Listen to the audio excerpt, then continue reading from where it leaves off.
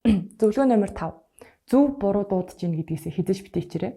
Яагад гэвэл англи хэлний онцлогийн хувьд гэвэл зөв буруу гэдэг үг байдаггүй. Би бодож ийн гэдэг үг гэдэг шүү дээ. I think гэхийг хятад хүүхдүүд болохоор I think гэд эс үсгээр хэлээд байдаг. I think гэд. Ер нь бол би живж ийна гэдэг утгаар I think гэж хэлдэг. Тэгсэн ч гэсэндээ ойлголцоод яваад байдаг. I think гэхгүй I think гэсэн ч гэсэндээ ойлголцоод явдаг.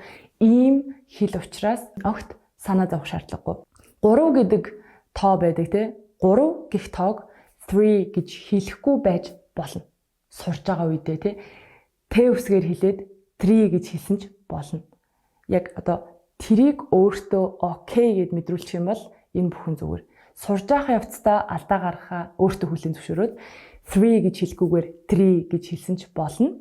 Баярлалаа гэхийг thank you гэхгүйгээр thank you гэж хэлсэн ч болно. Ямар ч л байсан тэр холбоог өөрөө тухайн хүнтэй үүсгэж байх юм бол чухал гэдэг дээр анхаарад өөрийгөө шүмжлэхгүйгээр